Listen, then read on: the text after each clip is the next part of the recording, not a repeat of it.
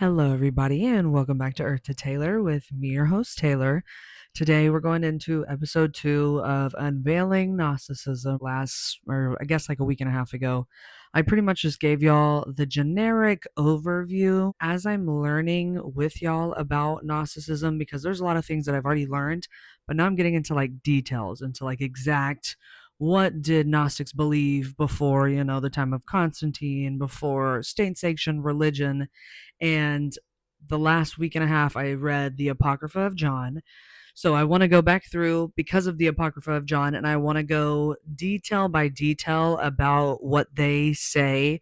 And again, what they say in a lot of these kind of overlaps with many religions, all the way back to like African spiritualism, right? But the Kabbalah or Sufism, all of these esoteric teachings behind mainstream religions really all say the same damn thing. And again, reading the Apocrypha of John, it's saying some of the same similar things, not some, but it's giving you more so like the exact breakdown.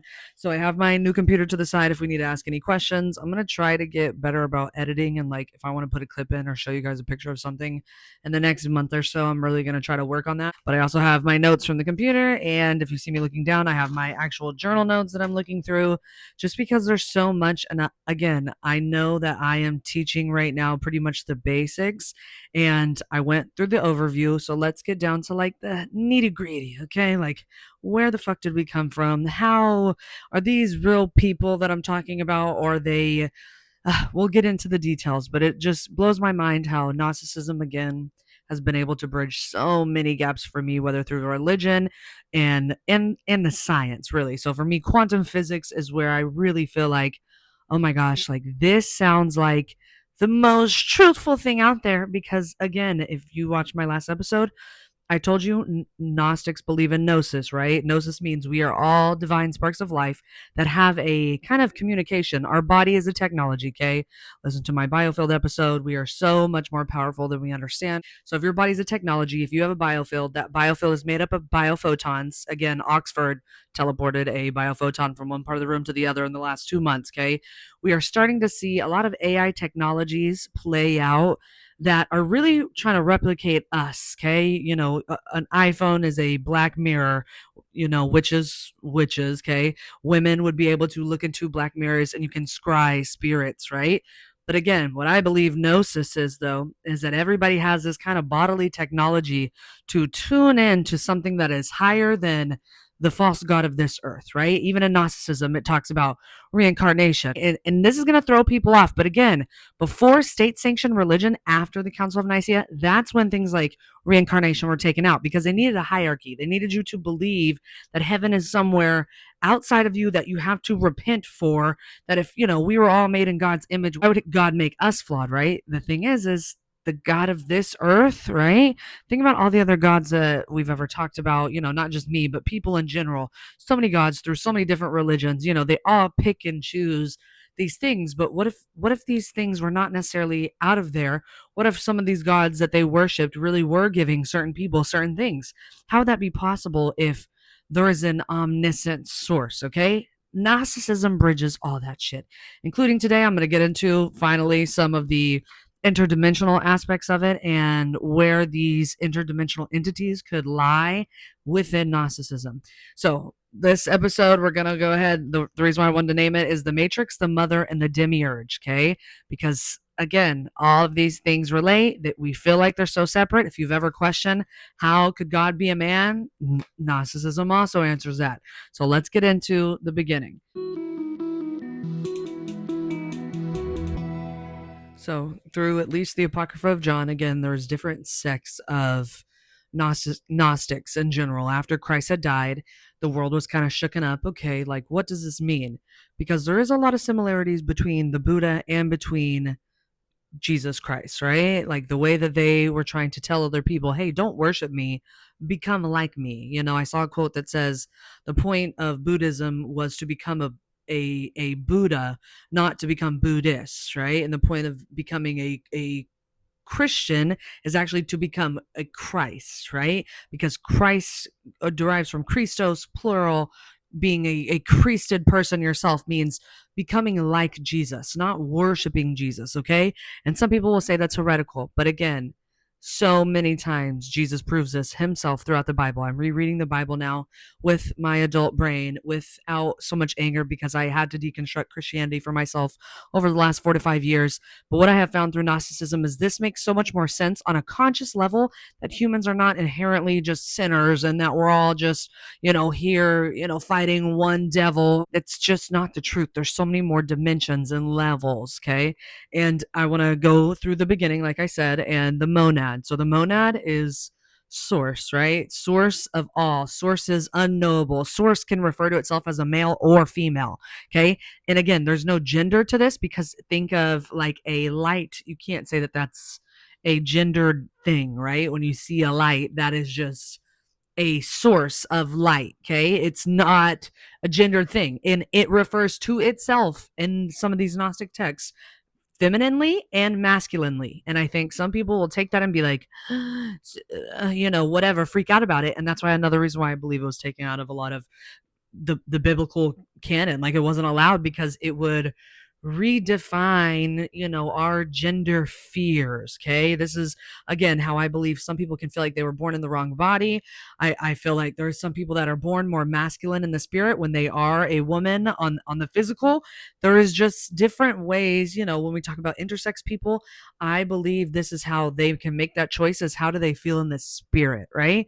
And through Gnosticism, I want y'all to know, there's a lot of things that I've researched, especially certain words, like very specifically, like pedophilia versus like homosexual were interchanged, right? To where originally it had said do not have sex with children, and then it said do not have sex with men, right? Men with men.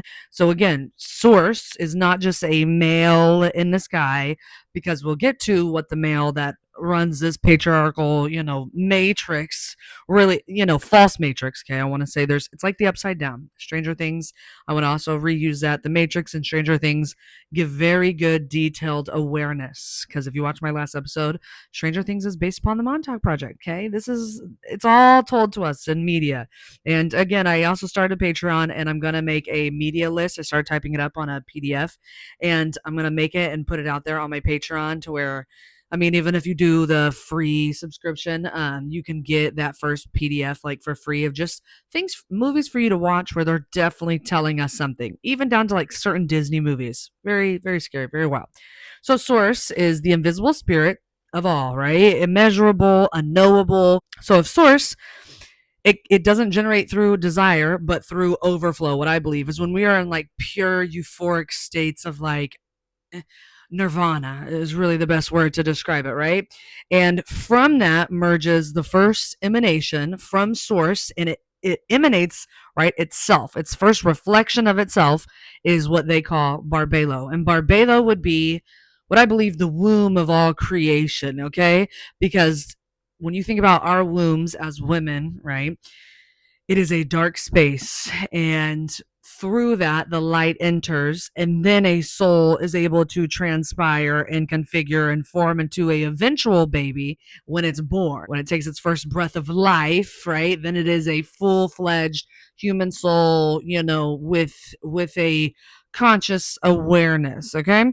And barbelo is like the cosmic womb. So think about a reflection of like, also, I want to bridge this too for y'all, is plasma and not physical people. Okay. So again, if source is light, when we're in a giant ball floating, and it gets even deeper than that. It's like how you as a woman, your mother, when your grandmother was pregnant with your mother, all the eggs inside of your mother's body as a fetus was inside of your grandmother. So any literally, it goes deeper than this, but any trauma that your grandmother goes through while she's pregnant with your grandmother can transfer over into your epigenetics, into your biomarkers, flip on and off switches for certain fears, traumas to replay, right? If it's not healed, okay, which is crazy, epigenetics, go watch my episode. It's another rabbit hole for another day. But again, it's like that when we think of barbelo, there's things in that womb that are living in, like a fucking Russian nesting doll, like just so many layers, but it's plasma, okay? 99.9% of the universe is made out of plasma. If you watch my orb episode, you can kind of understand It's not like she was made out of the darkness. She was the reflection of the light, right? So she was like the plasma womb that is around that light, or that is created from that light. And if source itself, the first emanation of itself, is a feminine, this is how we know source, even though it also refers to itself in a masculine way, is also feminine because it sees itself as that reflection, as the feminine. You know what I'm saying? Like source contains all, again, unknowable, immeasurable, it's everything. When they say in one of the gospels in here, I forgot which one it was, but split a piece of wood and I am there, lift up a rock, I am there. Like, this is how, not God of the Bible, but source of all, right? Source of even technically, Barbelo, down to Sophia coming along, down to Yaldabaoth, right? And we'll get into that in a sec. But that is how it's like the Russian nesting doll of, Yaldabaoth thought that he was God because he had these powers, but in reality, he came from a feminine attribute, okay, that came from Christ, Barbelo, and so the source, right? And again, Christ is not just Jesus Christ as a man.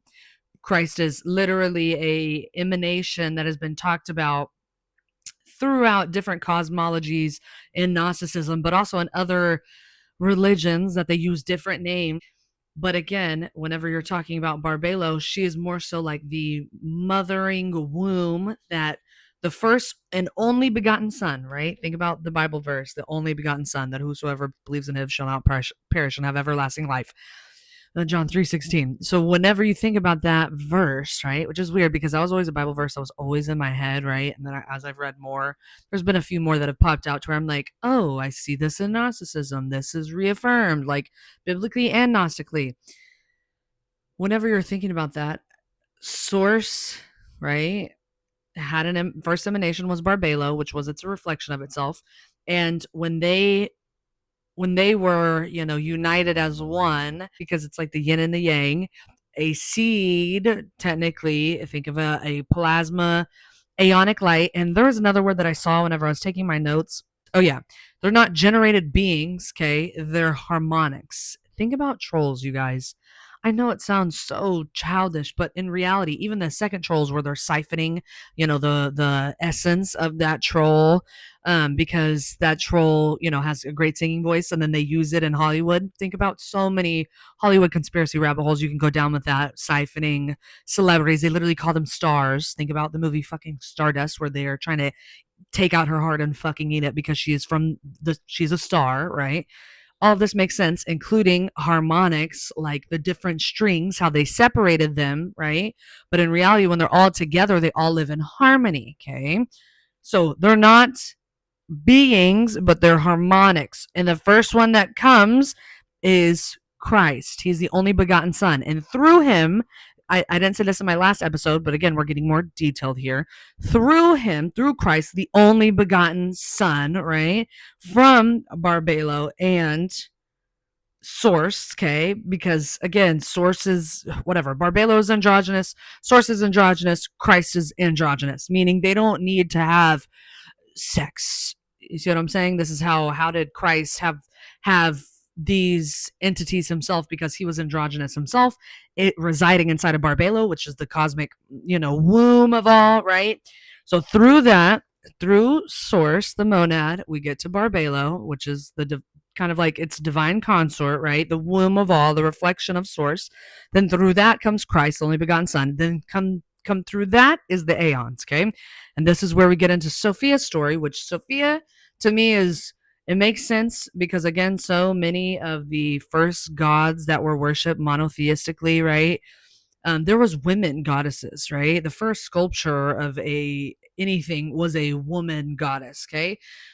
It's been erased from history time and time again. We live in a patriarchal society. We're finding out more and more. There was women hunters. There was women that were way more women, not way more, but more women than we've ever been told that were in power. If you take like a history class, women that ran countries, or, really ran behind the scenes, or was just running shit in general, that have been erased from history because, again, when I talk about the divine feminine, divine masculine, what I'm talking about is the aspects of powerful women have been erased intentionally because, again, when we find out who the original DNA sequence of woman to woman, womb wise, right? It is of an African woman, the most historic DNA that there is. It is from an African woman, right? They have the Eve gene. And when I found that out and bridged that in the last few years as well, like through my brain of like, this is why I feel like if even we're floating around in a plasmic dark womb and the first human DNA, the oldest one, is from an African woman, it makes sense that genetically they hold the oldest harmonic codes inside of their DNA as well. It just makes sense why they're sought after, why three-letter agencies consistently, make things like the projects, right? Because they are using bodies of the most ancient black bodies, whether you're African American, just anyone in general that has those codes. Scary part is when we talk about aliens, why do they always run genetic testing on people when people are abducted? There's grown men out here talking about some weirdo ass shit happened to them. And you think they want to be known for that? Like men that are like ashamed or that they've been interviewed and they don't even want to talk about it and they still look scared. You can see in people's eyes if some dramatic ass shit has happened. And I can see when I'm looking at some of these men, not everybody, again, you have to have discernment, everything in this day and age with AI, with everything. But so many of these are the same interviews I saw 10 years ago when I started looking into this subject. So when you see some of these men talk about like genetic testing being done on their bodies, women genetic testing being done on their bodies, why do these interdimensional entities give a fuck about genetics? What I think is that they're searching for ones specifically that they like to siphon off of or that they want to watch and follow and see what they do. Okay. And we'll get into that in another episode.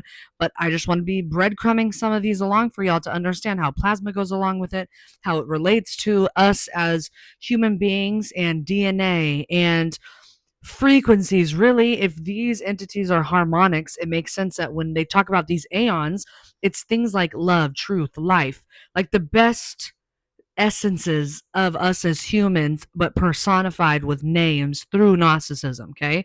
So it just makes sense when you think about through Barbelo, right? Through Christ comes these aeons, right? And they come in what they call zeitgeistes. So feminine and masculine pairs. Okay. So I said that in the last episode, but I kind of want to get into some of their names more specifically. But I want to explain too Christ, the self begotten one, came forth from spirit and Barbelo, the only begotten one. He is the mind, logos, okay, the image of the invisible spirit. Through him, the fullness begins to unfold. But how does he get to do that, right? The only way he helps, at least in this dimensional story, because when you think about other star systems, which I'll explain even our star system and why it's set up that way and how it could relate to alternate universes, okay, it goes this fucking deep. It would make sense that in this universe, though, for the divine mind, logos, the word, to come to fruition when he came through Christ, or when you think about Buddha, they were beings that were promoting harmony, okay? And that is a essence that anyone can embody, okay? This is not just like, oh, they're special like men. Yes, they were doing special things, they had these abilities, but it's because they were clocked into their body and their nervous system and were able to consciously become aware of how to maneuver through this time space, this three-dimensional time space, and almost manipulate it or use it in its natural rhythm form to help other humans around them realize what they were. That's ultimately what they wanted, especially Christ, because to me, I really do believe anybody that is embodying that is embodying what Christ was wanting, right? That's why I feel like in my church journey, I always could hear the voice of Christ through things that even as I'm in church and hearing things that they would say through their own beliefs, whether, whatever comes with, the Christian ideology, rhetoric, I just was like, that is, Christ would not Christ doesn't give a shit about that. What Christ cares about is, who are you? What are you doing? Pluck out your fucking eyes if you think that a woman looks, too risque and you can't control yourself. You know what I'm saying? Flip the fucking table if your church is selling shit. To me, it's just one of those things of like, how can you not have discernment and see, understand, calling yourself a Christian? So much of even the Bible, especially of the Old Testament, that is not who true source is. That is not what Jesus stood for as well. Jesus was a feminist, a socialist. You know what I'm saying? He believed in free healthcare for all. He was a Palestinian born in Bethlehem, brown immigrant. Okay. And if you can't understand that, we're going to do an episode on it later on. But for right now, I just want people to see kind of just the upside down version. Gnostics believe we're seeing everything through the lens of how everything's been inverted, right? That's why you have the Ankh is open at the top and the cross is closed, because really, if you think about what the cross represents, them making him drag the fucking cross before he's nailed on it is really them saying there should not be equilateral, working together, with all the genders and classes, right? Because again, who is at the power right now? The 1%. I want to bridge that also for y'all. When we talk about, even, this is not a conspiracy, universally, majority of the world has been ran by a few wealthy families that I believe can even have enough technology that they can transfer their own fucking souls into new bodies, think they're new people, they're off on some island somewhere. People like Epstein were just really the face of some evil ass shit that goes a lot deeper than that, okay? So those are the people that are ruling the world. Therefore, the people that help those people that keep those systems in play, they're working together, whether subconsciously, consciously, think Severance, think, they're any, right? Some people, MK Ultra, really might not even be who they are anymore because their soul has been siphoned off or literally transferred and they're a fucking NPC. And we're going to talk about how even in Gnosticism, they talk about there's 3 types of humans, right, on this planet, and one of them is very, me, the simulation comparison that I like to make, definitely giving NPC. Okay, we got Barbelo, we got Christ. Christ wanted you to become like him, did not want you to worship him, and Gnostics understood this and understood if you are not like Christ by the time you pass, you will come back here, because there's more than one dimension. You don't just float up to heaven, baby. So many people that have had, past life regression sessions, so many people that have had near death experiences, they're not just floating up to heaven instantaneously. They're not. So many of them say the same thing, which is scarier. But I want to talk about too, more so, these 4 luminary lights, right? So these luminaries are the first emanations that Christ has after he is begotten from Barbelo in the monad.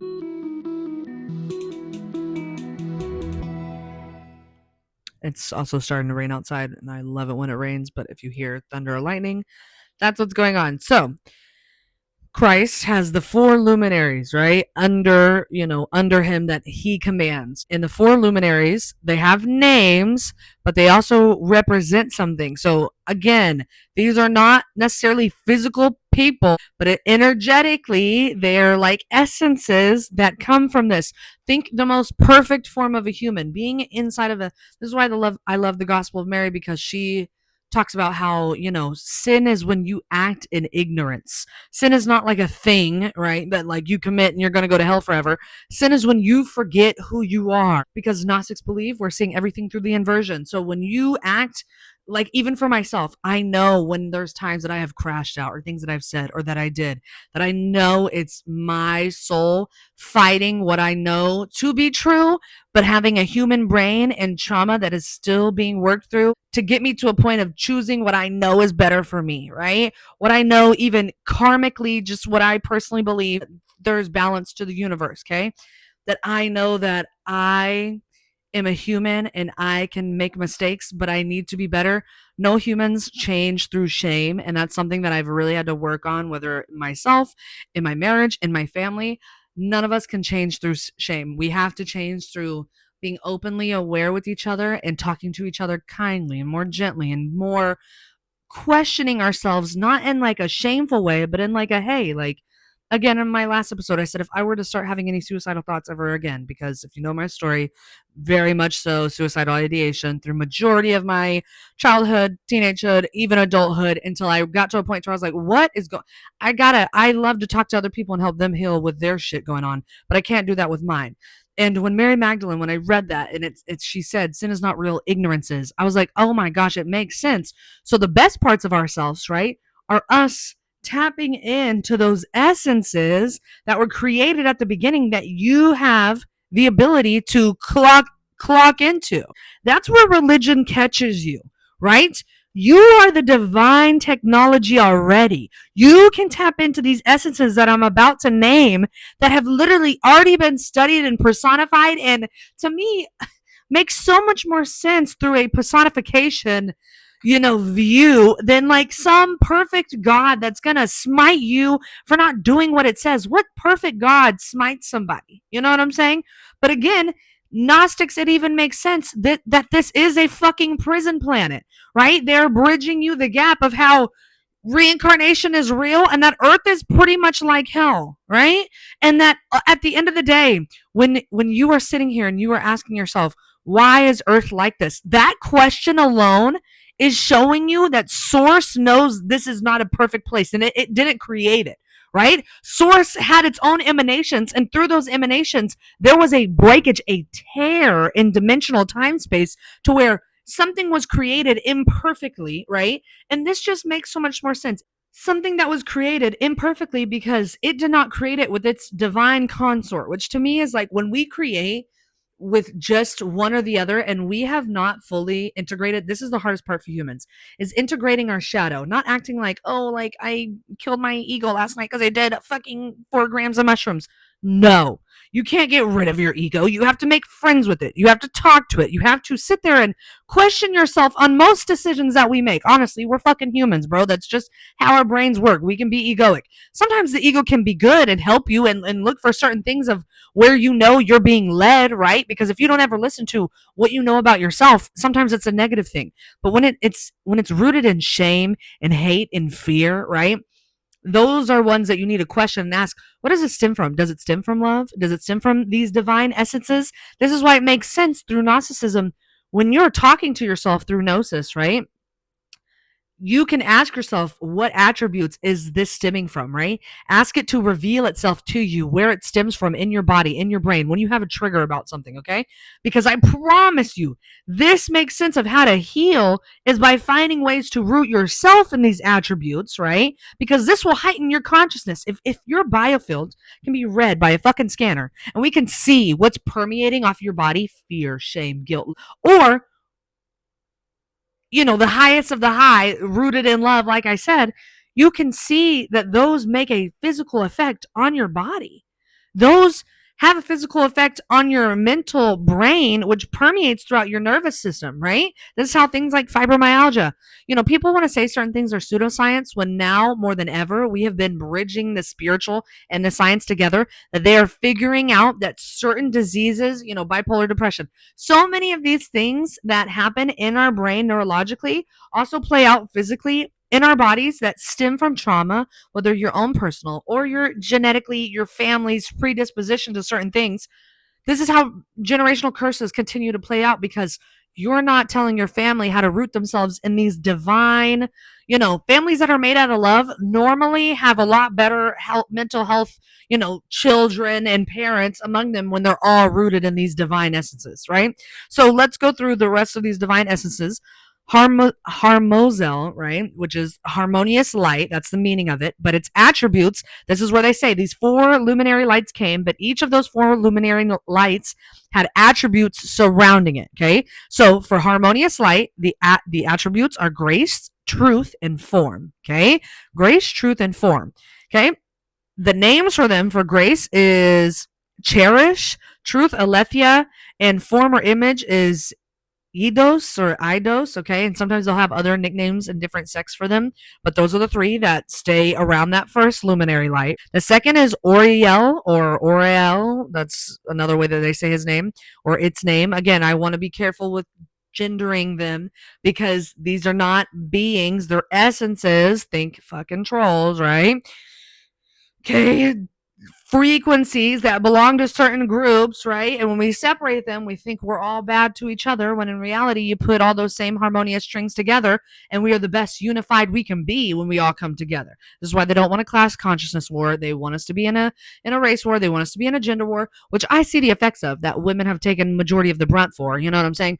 But in general, I see how they particularly are trying to make these wars against race, gender, because they don't want you to rise into a class consciousness war and fuck up the people who have been fucking with us, the 1% versus the 99. Okay. So Oriel, meaning the vision or insight of God, okay? And the attributes, perception, understanding, and memory. So it just makes so much sense. These four luminaries and the three times four, 12, you know what I'm saying? So we got 12 aeons that are around these luminaries, okay? And the perception, his name is epinoia, and understanding is synesis, I believe. And then memory is mneme, okay? So again, that makes sense for vision or insight, perception of your vision or insight, understanding, and then the correct memory of it, right? This is also, to me, makes sense when you're processing trauma. You have to be able to get, some people can't heal until they're able to verbalize the correct language to, these fucked up traumatic memories that they have. And then that's how they can work through them, because we as humans, this is how we speak, we communicate, we have certain dialect and language that helps us understand our own memories and our own perceptions, right? And helps put it to rest, because it keeps playing out in different ways or different distortions, and it keeps fucking with you until you can really heal from that, okay? Then the next one is Davitai or Davitai, maybe, I don't know. The meaning is beloved of God, and the attributes are love, idea, and will. Okay, love is agape, idea is anoia or ennoia, Ennoia. Okay, will is thelema. And again, some of these have different nicknames in other books, but this, for me right now, what I'm looking through is through the lens of the Apocrypha of John, because Apocrypha of John, like, really, like, I sobbed when I read it, because every time I'm reading one of these from the Nag Hammadi, I'll talk about the Nag Hammadi and again in a sec, but it just, everything makes so much sense, okay? Then the fourth luminary, so we've talked about the other three, and then the other three luminaries with the three attributes each. This is the last one, a lEve, right? Meaning compassion or mercy, attributes, wisdom, peace, understanding. Okay, wisdom is Sophia. Sophia is where y'all need to lock in, because this is where our story begins. And I guess this solar system specifically, we got all kinds of other solar systems, but again, I want y'all to start thinking about planets as dimensional spaces. Okay, so other solar systems or other ways that there's entities stuck being replayed out in different ways, because we'll get to it in a second about Sophia. But wisdom is Sophia, peace is Irene or Irene. I don't know. I'm probably butchering this, but I'm reading the books. I'm not hearing it verbally being said to me. And understanding is Phronosis or Phronosis. So those are the names. That is 12 aeons for the four luminaries, okay?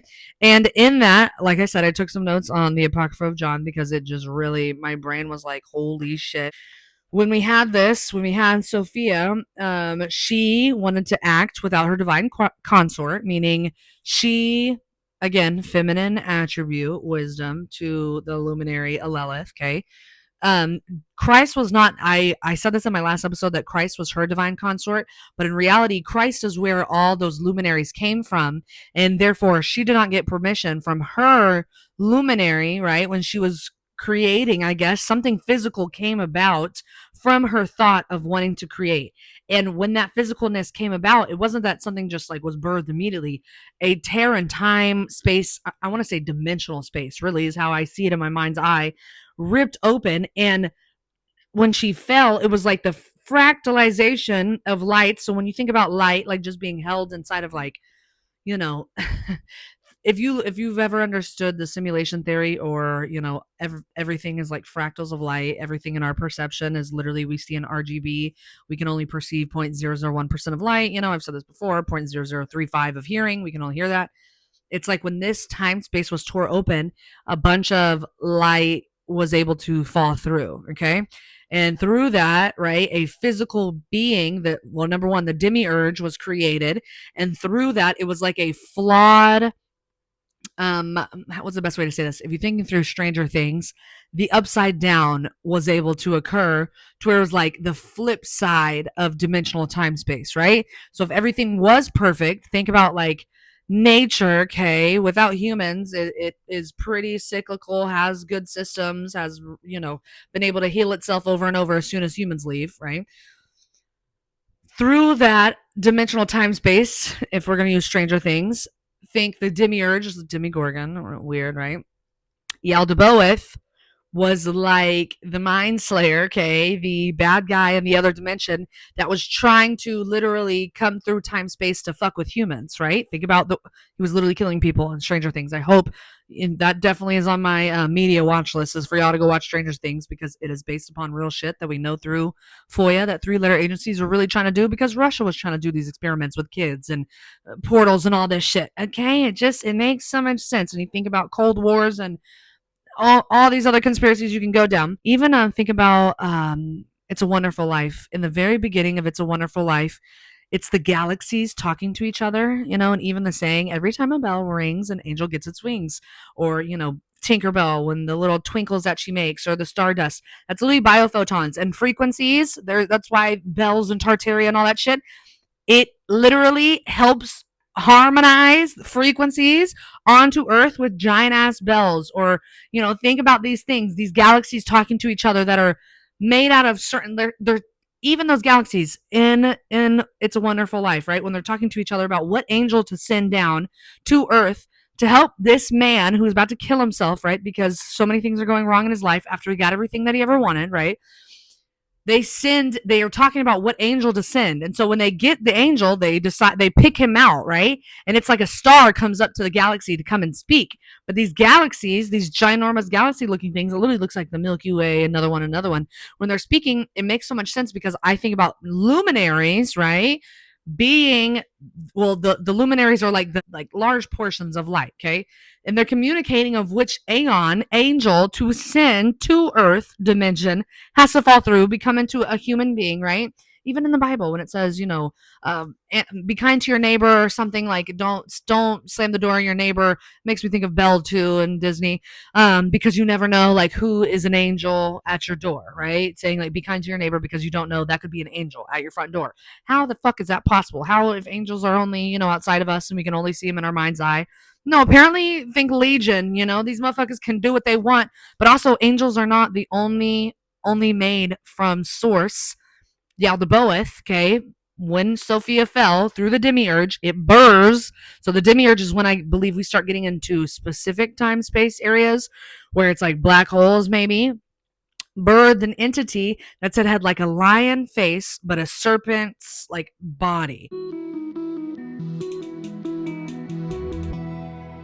He thought he was God, okay? And he said, if there's anybody before me, he's like, I am God. And whenever he said that, there was like a rumble in time space. And he heard, or he said out loud, if I am not, God, and I'm not the creator of all, send me a sign, right? And Sophia reached out her finger through the time space light and showed him the light. And then he still said that he was God, created. So after that, at first, initially, I thought, okay, Yaldabaoth is just some ignorant, uninformed being. No, at the time he was informed. No.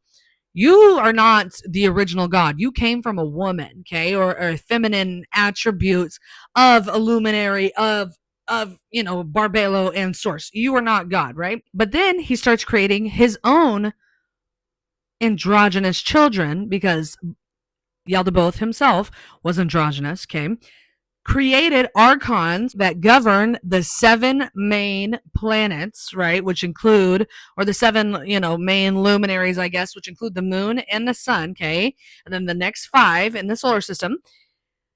When they're saying that, right, I want y'all to, again, start thinking about planets as dimensional spaces, because when you learn about dimensions and physics, right, you understand that they're not just stacked on top, right? They are interfolded into each other. So that dimensional time space is interfolded right here in front of me, right? So an entity in another dimensional time space could be right here with me. I just can't see it because I'm in the 3rd dimensional time space. Sometimes I can see some weird shit, think shadow people, or think whatever, people that see things in the forest or in the ocean. It's folded into other dimensional time spaces elsewhere, but still here, okay? This is why when you hear congressional hearings about interdimensional entities, they're not saying extraterrestrial anymore. They're saying interdimensional, because that's how they're popping up. That's how they can use this technology, right? But again, it also would make sense that in other interdimensions, they still have free will and choice of what they want to follow. Are they going to follow the false creators or beings of their realm dimension, right? Or we'll get into Abraxas and Yaldabaoth and how it's like we've created a game, not we, but Yaldabaoth created a game where there's 7 layers, right? Or think in the government, you got 7 groups that people can be hired to, but within those groups now there's different sects or organizations of it, right? So different angels created. When they talk about angels, this is how some angels fell to heaven because they weren't from the true highest dimensional time space, think dimensions 15, 16, 17, that are like only sources can reside there. No physical anything can reside there. Or maybe it is just pure unified plasma up there in the highest last dimensional time spaces. These are things that I've thought about through meditations, through, a couple of my shroom trips from throughout the last 6 years, which I've only done mushrooms, I want to say, probably maybe less than 5 times. Okay. In my whole entire adult life, I am nearing 30. That's pretty fucking good if you ask me. But again, through those trips, I was revealed a lot of shit. So I was like, bro, I feel like I'm on shrooms when I'm not even on shrooms. When I'm on mushrooms, it's like I'm just sobbing from how much information is being downloaded to me. It's like I'm having a That's So Raven moment for like a couple hours straight. I'm just like, and just like so much information, including the night of plasma that came to me, and then I had a meditation later on about it, about plasma being all the liquids of life, how it's inside of everything. Crazy, crazy work. And it would make sense, though, that when we talk about aeons or angels, you have to figure out where they came from. There can be angels that you can worship, right, and give things to in closer dimensional spaces to us that still don't serve source itself. Gnostics are bridging this gap of how the fuck were angels coming here and having sex with women, or getting women pregnant through the Book of Enoch, thinking about the giants and even about conspiracies about giants still being alive today in the Middle East. And this is just think about so many things that people have asked questions about. And I'm a seeker of knowledge. I need to know more. You can't just give me one piece. I want the whole fucking story of each piece of information. Then I will form my opinion. And every time I found more information, the more I've been like, holy shit, right? So when Sophia causes that rupture, she births Yaldabaoth, an imperfect blind being, right? And a quote from the Apocrypha of John, the Sophia of Epinoia, being an aeon, conceived a thought form herself, and it came forth imperfect, right? Yaldabaoth, after Sophia showed him that he wasn't God, when he still tried to create and told all the Archons he is God, right? He creates the 7 heavens, which populates them with Archons, these false rulers. Think about why Elon Musk wants to go to Mars so fucking bad, right? And I want to later bridge in another episode too how astrology has to do with this. Because if you're passing through these gates, it's like you're passing through the wheel of time, even the show The Wheel of Time, right? And it's a star stamp of when you're fucking born, where you have to pull these false contracts into your soul to where you think there is some things that are written in the stars, yes, but you think that you have no way to fight them, right? You think that you have to just listen to, this is why people use their egoic powers from probably Archons feeding off of them, what I believe, to just be like, oh, well, I'm just a Pisces, or I'm just a Scorpio, or I'm just, whatever.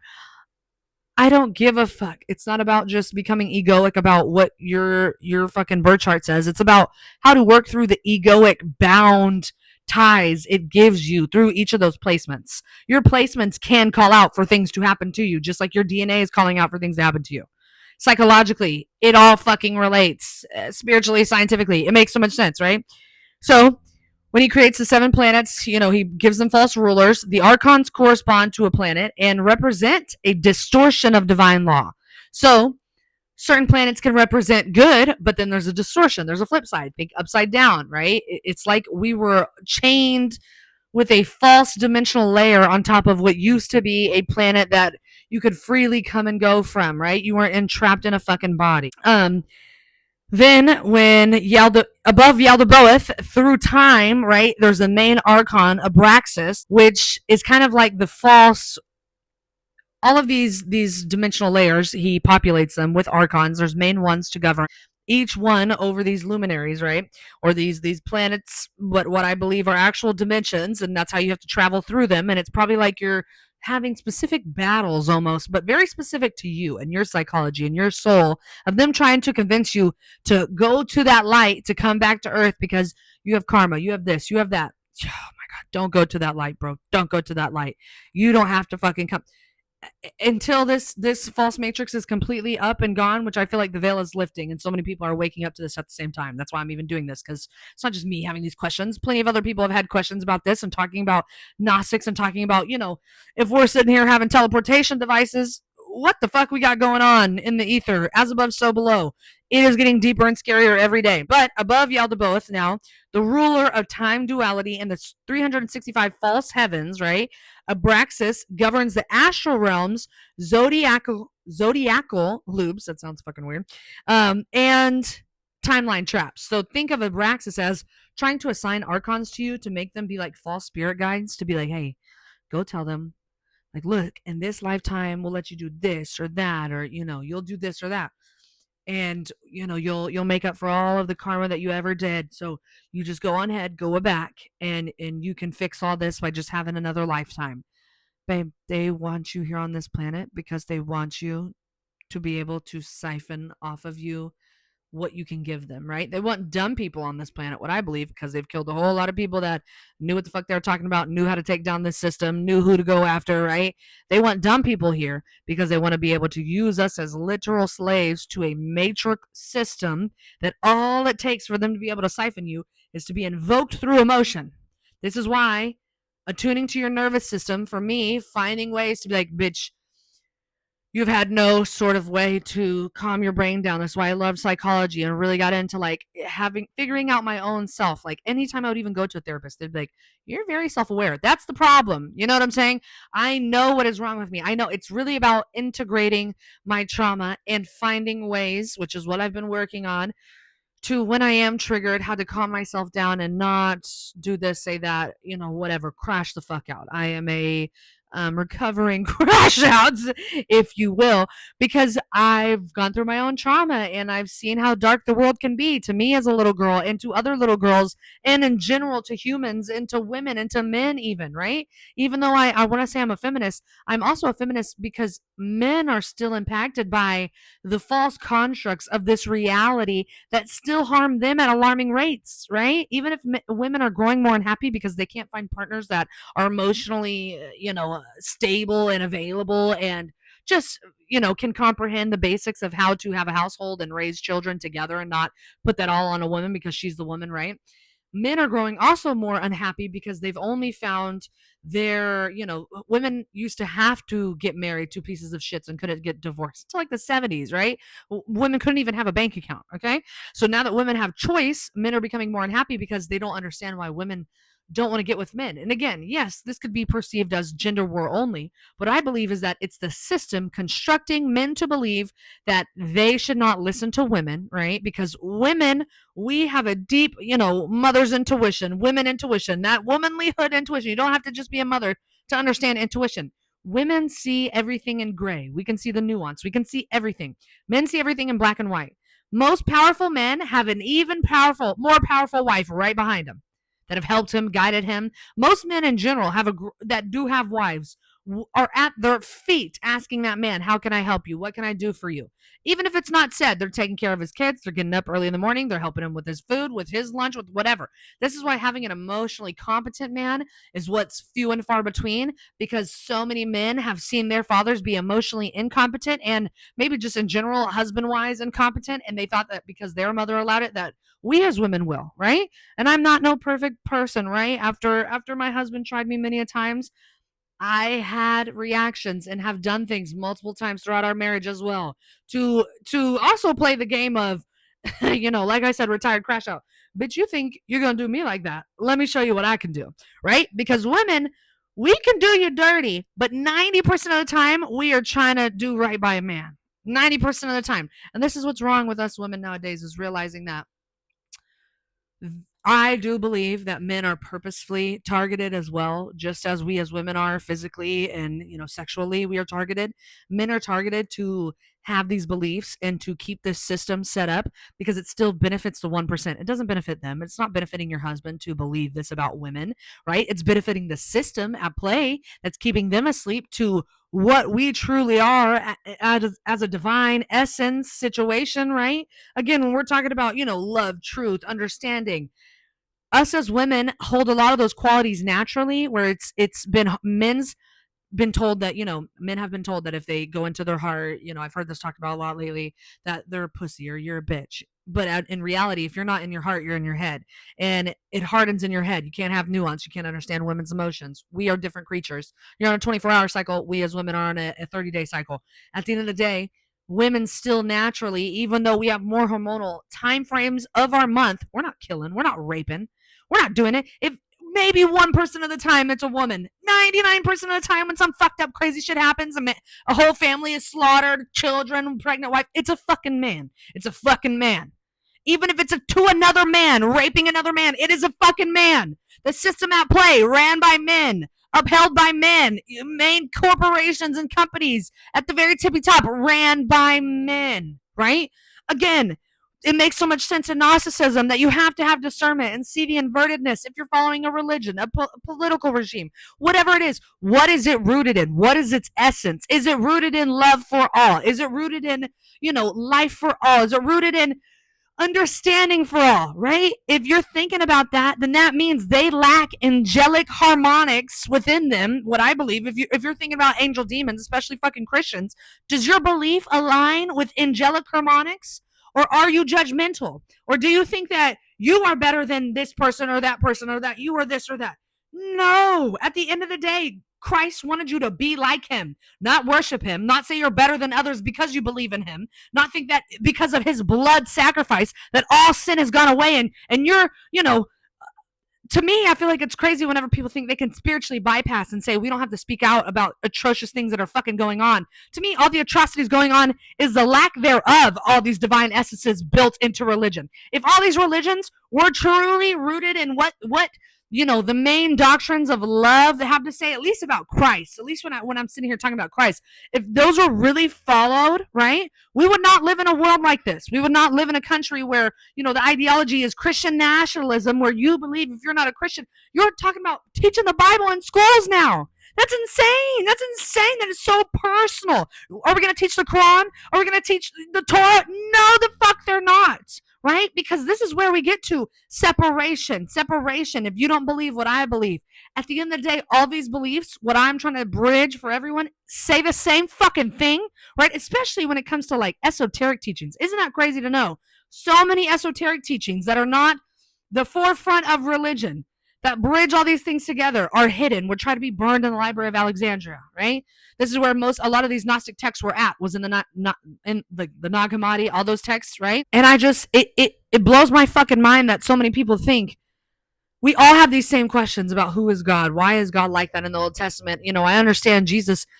It's because Jesus at the end of the day wasn't just Jesus Christ, a man. He was an embodying psychologically, consciously, Christ itself into him, right?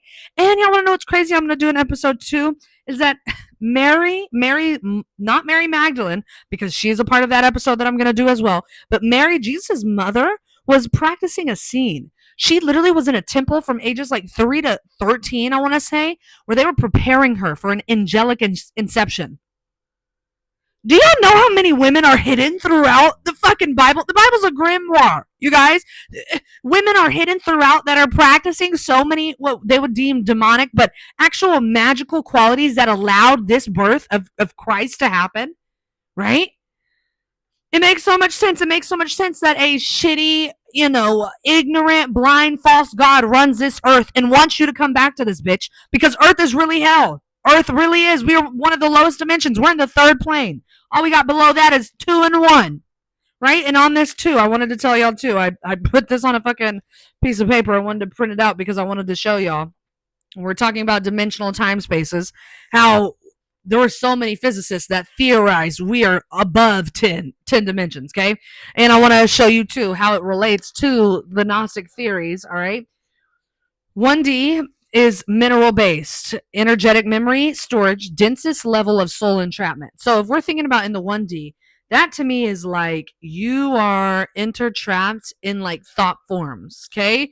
Like think like your soul is like gone and you are just sitting, walking around just in a meat suit. You know what I'm saying? That's NPC level. We'll go into the souls, what they say specifically in the Apocrypha of John about specific souls, but think about that. 2D is Think about this. Reptilian lower instincts, residual astral trauma zones. Okay. So think about when they talk about reptilian mind, if you look up in psychology, that's like your main fear base. That's like, eat, mate, your main core humanist instincts, your lowest vibrational instincts that are still there for a reason, right? But it's about how to figure out how to integrate those. Okay. Then you have the 3D Earth Human Simulation Field, or and Archonic Matrix Overlay. So the 3D is the Earth, right? But there's an Archonic Matrix Overlay, a false grid. Again, ancient tribes that I've talked about, there was a golden age where souls were able to come back and forth freely before the moon. And it relates, you guys. It's fucking weird, fucking scary. But 4D to 5D, this is where you would have Anunnaki, fallen angels, AI run dimensions, okay, or time program engineers. Think about all kinds of weirdo ass shit that we have seen and heard about in, all these alien like movies, shows. Some of these are here specifically to use us for enslavement. Okay, they're not here to try to wake up humans. They're trying to use humans for their own, what they can get out of us, which is slavery, maybe meat production. There's all kinds of scary theories. The Anunnaki first used them to mine gold in that storyline, if you go back and listen to that shit, right? Or fallen angels. How can a fallen angel be above us? Think about these higher dimensions. They're not just good or bad, right? There's entities within them, and they still have free will to choose to tune into source or not, right? Some of them are aware, and some of them use it against us, and some of them don't care and aren't aware and just think that that's their dimension, that's where they reside, just as us as humans, they think they're helpless and that source has abandoned them, whatever.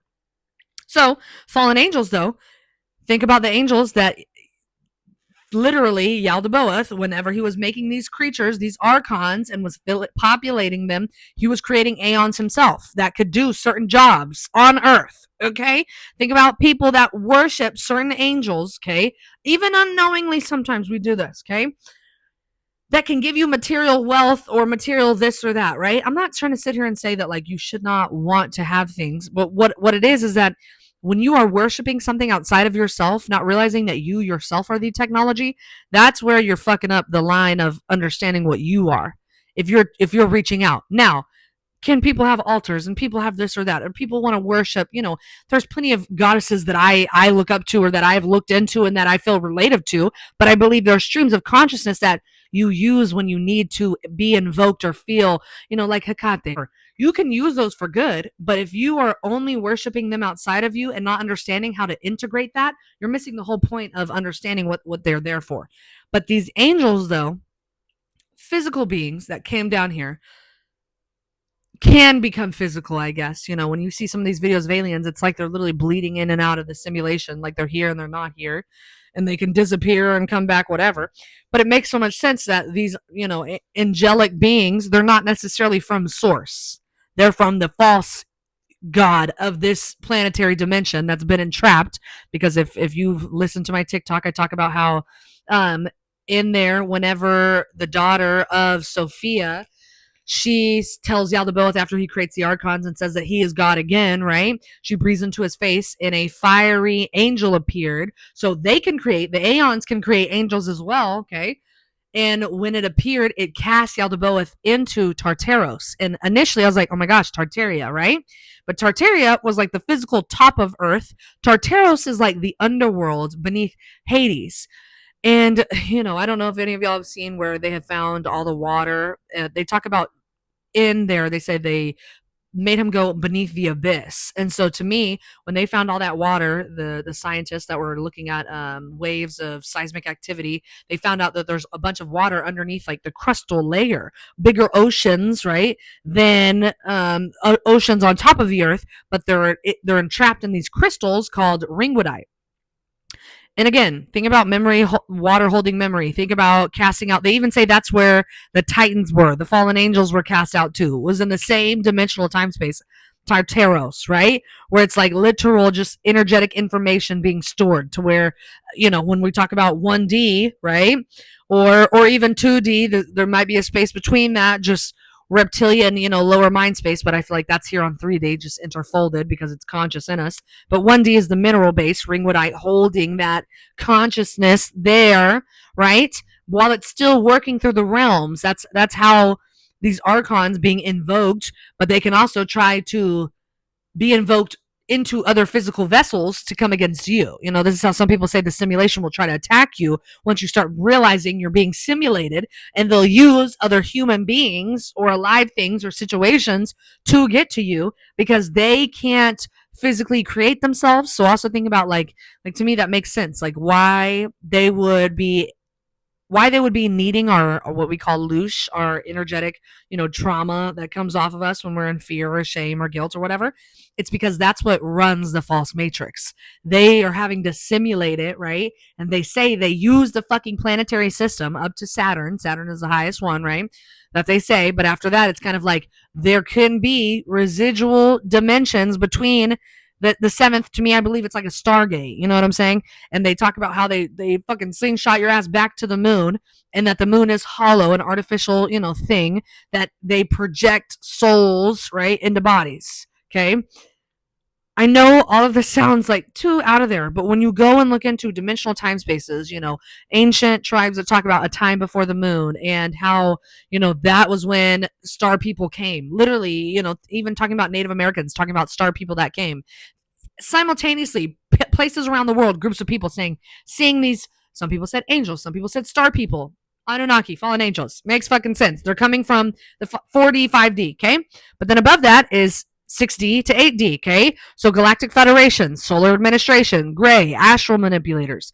These are beings, when you hear Stephen Greer talk, he says, for them to be able to travel to us like that, like physically, like galactic councils, straight up like that, they have to be more in service to humans, which I always thought that was weird. And again, take everything with a grain of salt. More in service to humans than in service to themselves. But that means they could be 60% in service to humans, but 40% in the service of themselves, still using or needing something on Earth or from us as humans for something, right? Maybe they give technology out. This is where you have like the Greada Treaty come into play, and you can go and look into that. President Truman, there was an emergency. They thought he went to the hospital because he was dying, but other people said no, he was going to sign a fucking treaty with the Greys. Shortly after that, the treaty was they would provide technology if they allow them to abduct humans. Abduction started to rise, but then it got out of fucking hand. It's like you're making a deal with the fucking devil. These are entities that don't play the same game or rules as us. And then you have people start saying, hey, we were abducted by these aliens, there's an experience. And then you even have there was a psychologist or psychiatrist that went and visited like the kids in Zimbabwe, where they saw it was like the school there, and they all saw the same being get out of a fucking UFO and had like long stringy hair. It looked like the fucking girl from The Ring a little bit, but like an alien. Freaky. And it said that pretty much technology will ruin the planet and that we need to take care of the planet, which is scary and weird. Why would it say that? Who knows?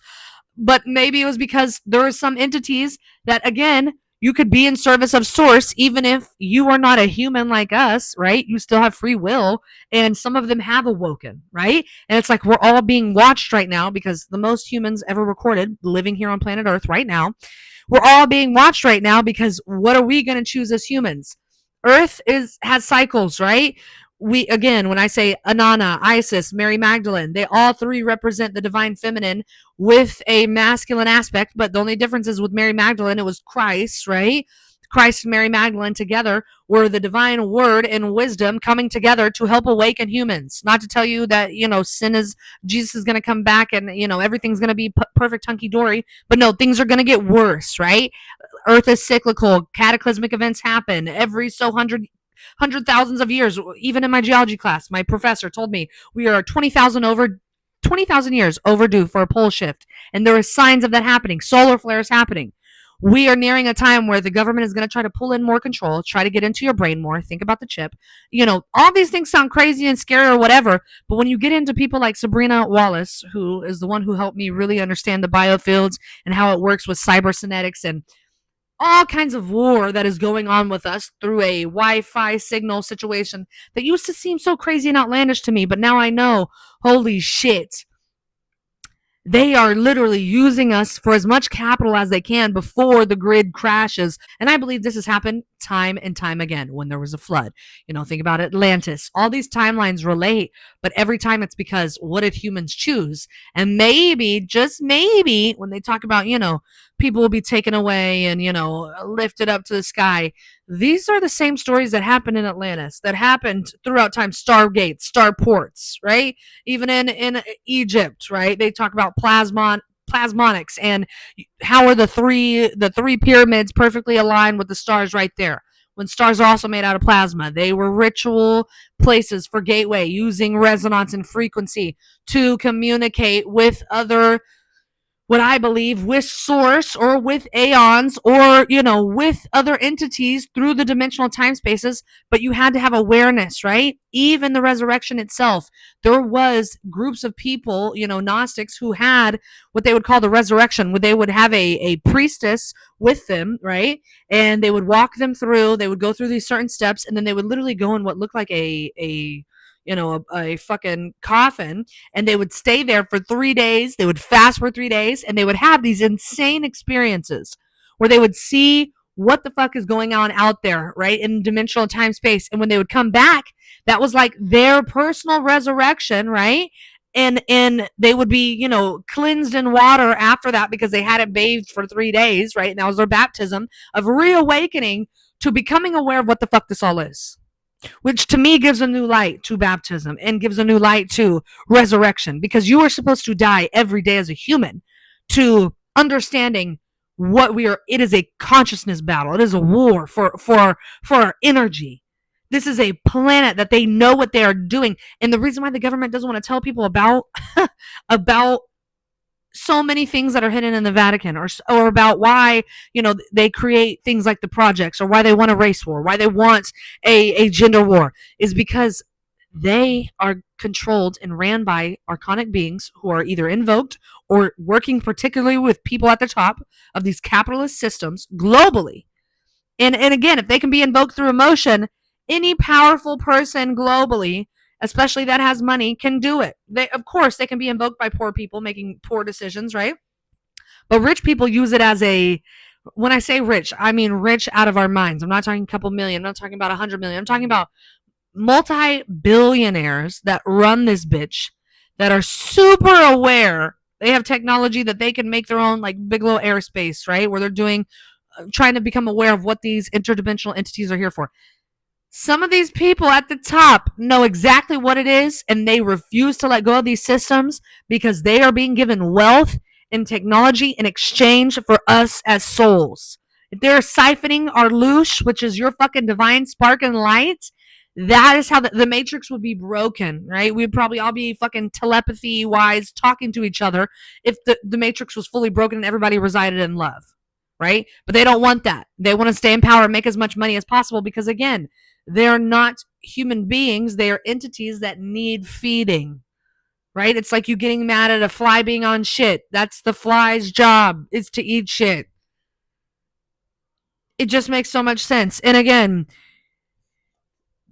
Yaldabaoth was the birth of the false reality, right? All of these things that were alive, like if you look at nature, like it's just so beautiful, right? Humans are the ones that have fucked with it. Like even the natural circle of life. I understand some people be like, well, animals kill each other.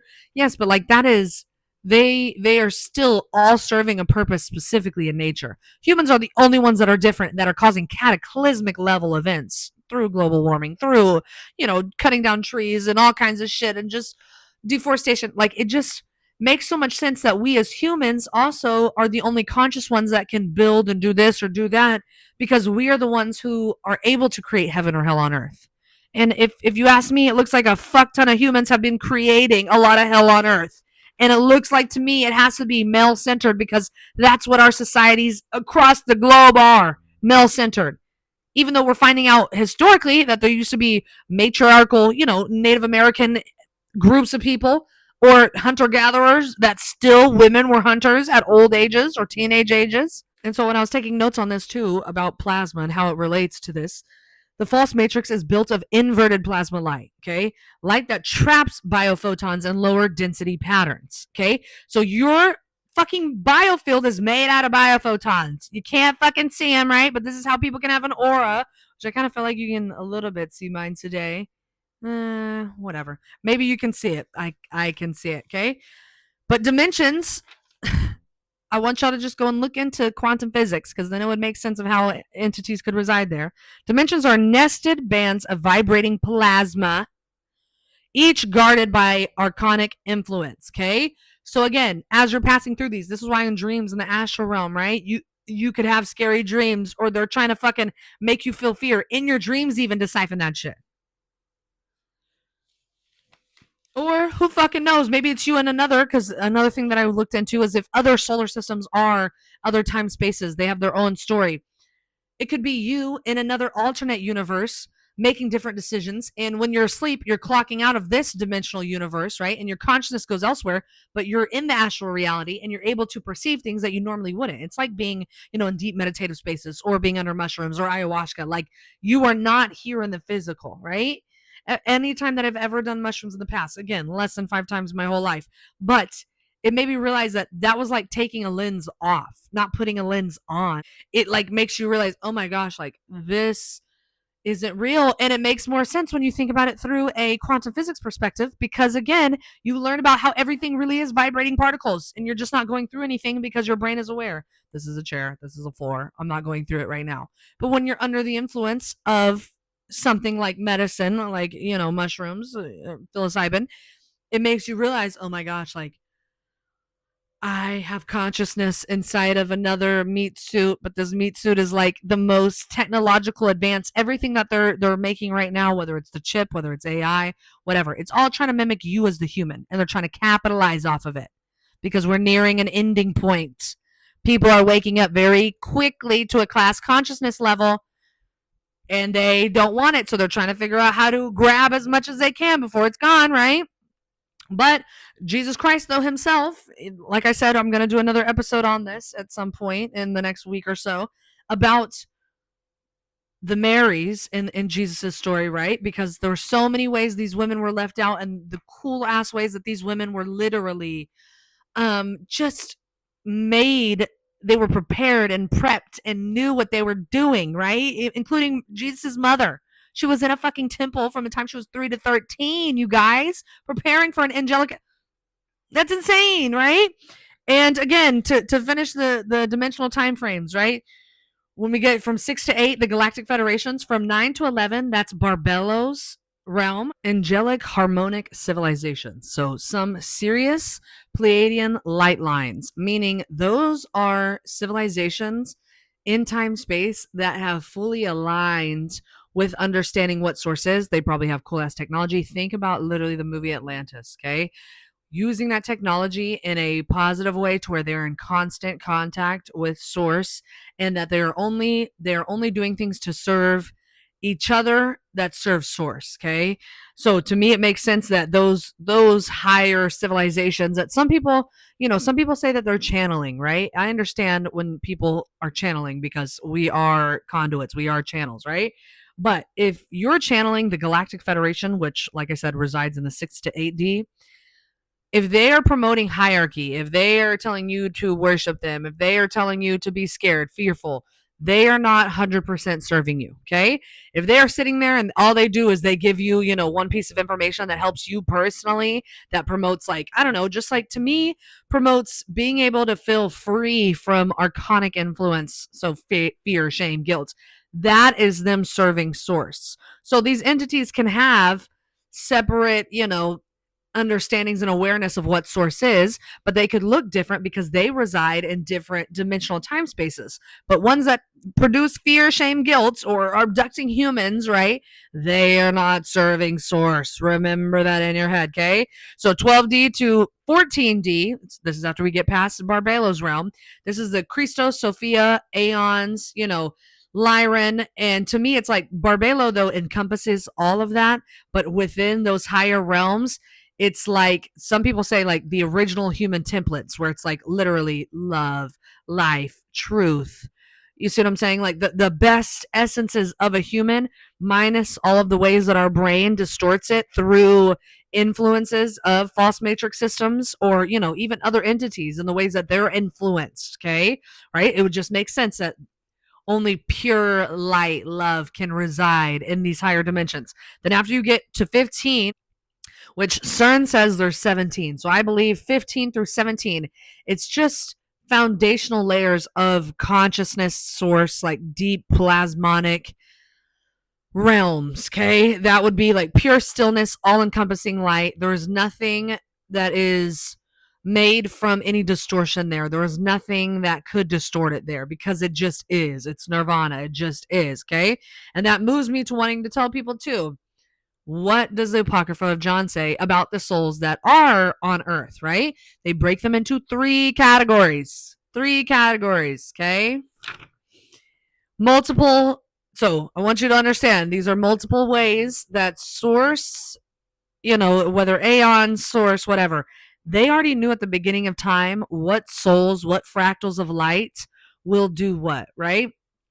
So no matter what plays out, okay, there are some places where it's like, yeah, it's kind of like a simulated game. You're choosing to clock into this reality game. But there's other realms that you can go to, okay, for the simulation to play out too. So sometimes they might give you even the choice of which simulation you want to go to, even though ultimately you don't have to choose any. You can go back to source and not come back to anything, which is the fucking goal for everyone, should be, right? But it says on this earth dimension, though, there's three types of souls through Gnosticism and the Apocrypha of John: Hylic souls, psychic souls, and pneumatic souls. Okay, so let's start with Hylic souls, because this is everyone's favorite to talk about. When you hear the word NPC, what do you think about? Me, I think about, somebody walking around in GTA that's like a filler person that literally is just supposed to invoke you, cause trauma, do certain things, and then they move on with their lives, and nothing happens to them because they are not here to really awaken to what this is. They're only here to kind of, through contrast, like I said, Gnostics believe you experience God through contrast, give people contrast situations to experience God through the negative stimuli of this simulation, okay? Because you understand what God is not. You have a better understanding of what God is. Again, God is the false God of this earth that they portray in the Bible and in so many, texts around multiple religious theologies. Those are false patriarchal constructs. If they are not mentioning dimensional time spaces where originally this demiurgic, whatever, this creation was through a feminine source, right?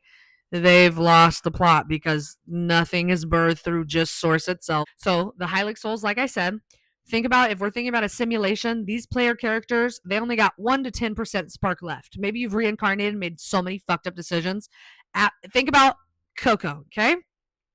What happens when they're in that afterlife dimensional realm? If nobody remembers them, they, were not a good person, or whatever the case may be on Earth. If they have no more spark left and they can't even reside in the liminal spaces to come back to Earth, right? Even though in Coco they don't come back to Earth, it's just like where all the ancestors stay.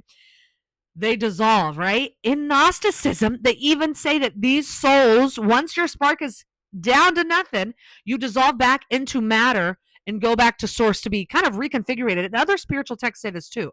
You go back to source to be reconfigured into another new soul to be birthed, right? To where you can choose again. It is up to you as a soul what you want to do, right? But this dimensional time space has been entrapped by these beings, and people don't know how to get out of it. People think, whatever you think is going to happen to you after you die probably is, right? So if you think you're going to have to go through all this, or you're going to go to hell or whatever, consciously, I believe they try to convince you to go back to Earth so you can experience your own personal hell. That way you can get to heaven again. But in reality, those are Archons trying to tell you to come back so they can still siphon you. You don't have to come back here, bro. Don't go towards the light, right? So the Hylic souls, 1 to 10 spark left in the simulation. Think about it like that, okay?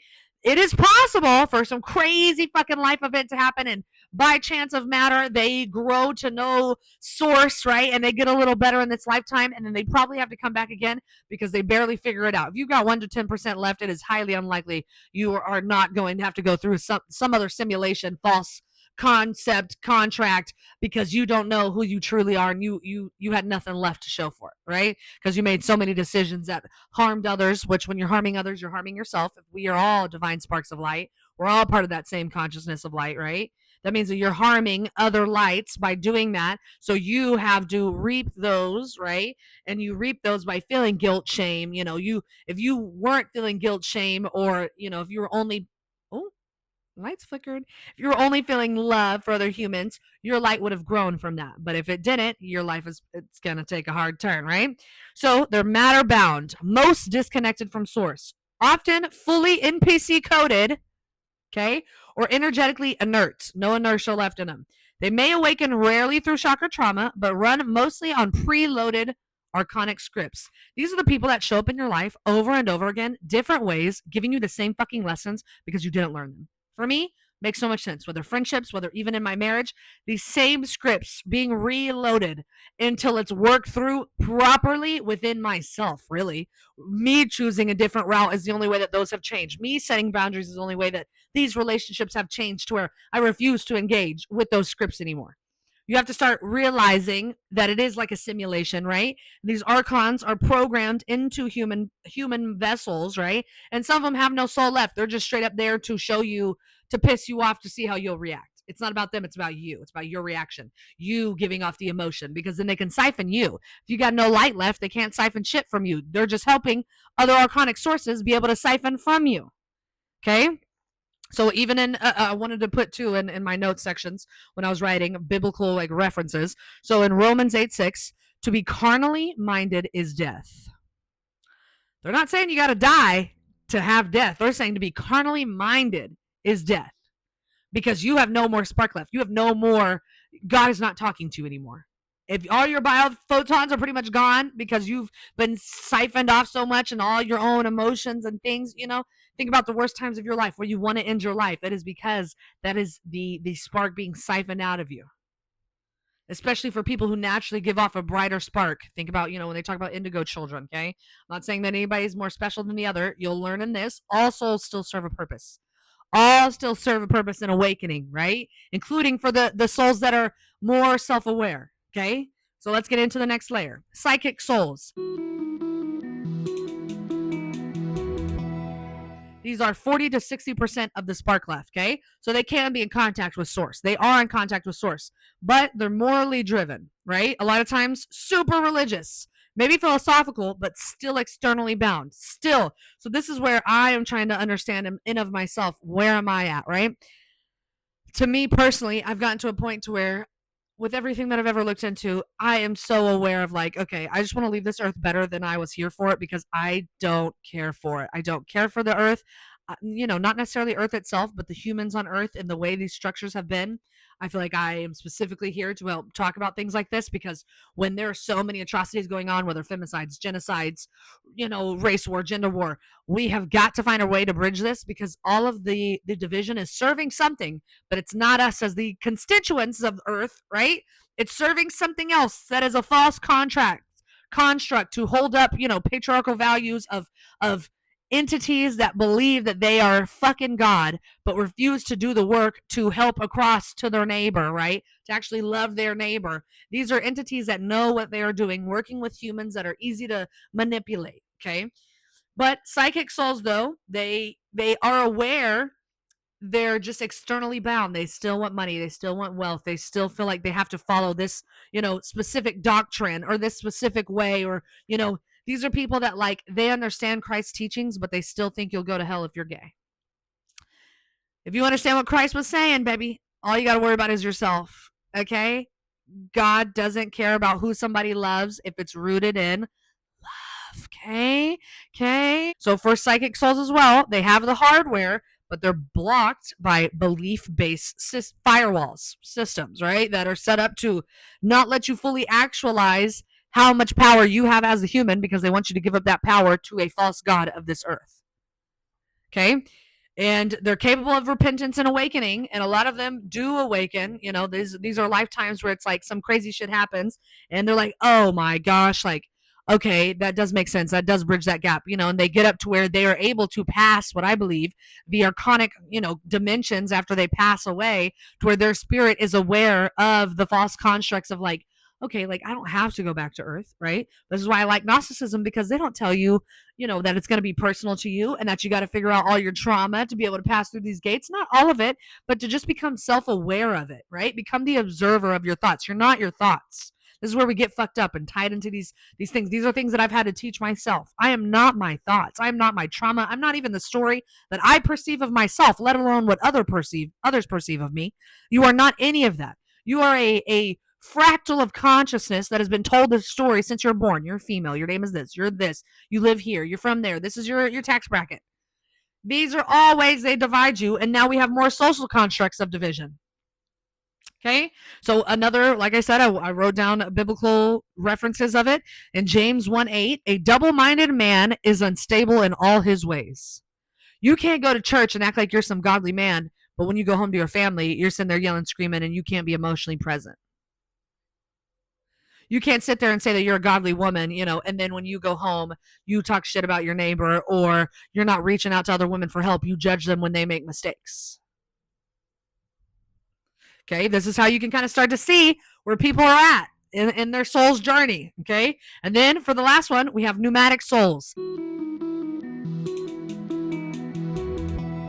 70 to 100% spark. These are literally when they say indigo children, like stars, right? You give off biophotons that are so bright, people can see something about you.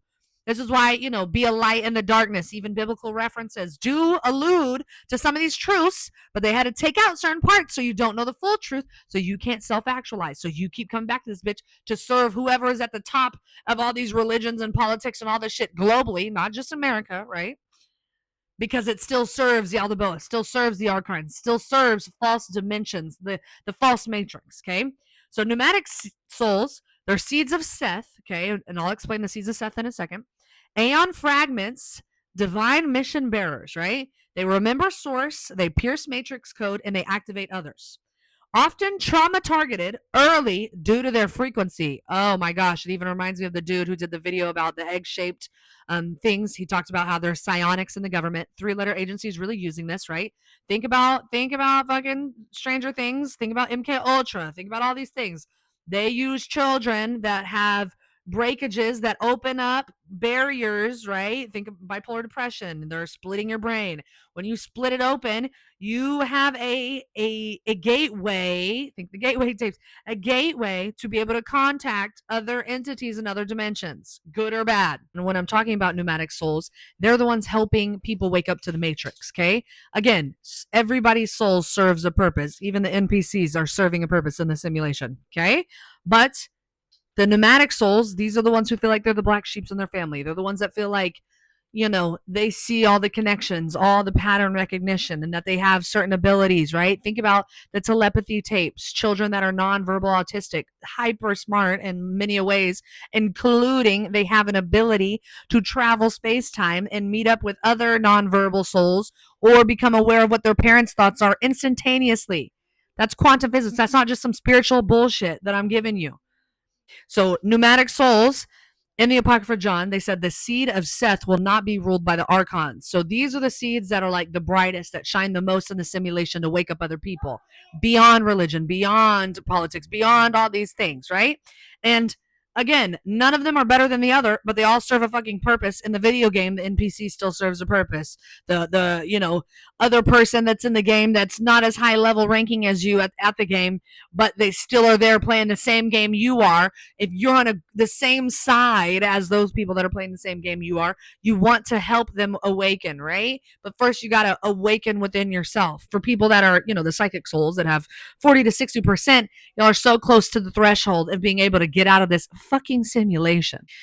At least for those of you who are aware of, like, if Earth is heaven or hell, ultimately right now the majority of humans have been cultivating hell on earth and not heaven.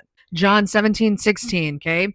You are not of this world, even as I am not of this world. What do they mean by this? When they're giving these parables in certain parts of the Bible, why does it seem like it has such deeper meaning? And for me, again, I had to really deconstruct Christianity for me to have an awareness of what it really means on a deeper sense. And as I'm going back through the Bible and reading it, quotes like that from John, especially like Luke, John, James, all of those newer Testament, especially some of those that were given, these secret teachings by Jesus, right? And even in Jesus had said, everything will be revealed in the time that it needs to be. Meaning, I believe even finding the Nag Hammadi was revealed when the time could be, because we as humans had to kind of wake up, and I think we had to have that science to be able to bridge this gap for people to really, especially the hardened souls that believe that Source has abandoned us, and that, Like, to be an atheist is a very strong point, because that means you think that there's for sure not a God. When in reality, I'm sitting here saying, I believe we all are a part of God. This whole simulation, right? Even deeper on a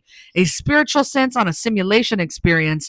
We are not just, bodies with a soul, all right, or humans with a soul. We are spiritual beings having a spiritual experience, right? Through contrast of seeing what God is not here on this planet, and understanding that these entities that can present how they want, like if you guys watch the Nathan Brown interview, he talks about how these aliens, right, psychologically, if you think about only angels, or you think about only demons, or you only think about aliens, that's how they'll present to you, to get you to allow them into your energetic field, to siphon you, whether through your dreams, whether through whenever you're awake, consciously, when people are being abducted, right? This is what they're doing and how they present. They're shapeshifters, these archons.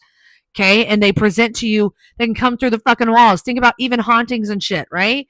I really do believe that this bridges a lot of self awareness of what we're dealing with on a quantum level, right? When we're talking about all kinds of things, but including when we're talking about aliens, really not aliens, or interdimensional beings, they still can have good qualities about them, good essences about them, or not. It's how you feel somatically in your body. When you're seeing an orb come up to you, what do you feel like in your body? If you're seeing a UFO come up to you, what are you feeling in your body? I feel like that is Gnosis giving you the answer of that. So we're sitting here talking about aliens, and Christ and Mary Magdalene too. I just want y'all to know, how is it possible, like in the Gnostic text, how is it possible that they talk about those three types of souls? So pneumatic, psychic, Hylic. How they speak about it is when they're saying they're creating these luminaries in the aeons. I want to read to y'all what I wrote down in my notes, just because it made a little bit more sense to me, and that we all as souls matter, even the ones who end up being disintegrated and, like Coco, and they go back to source itself.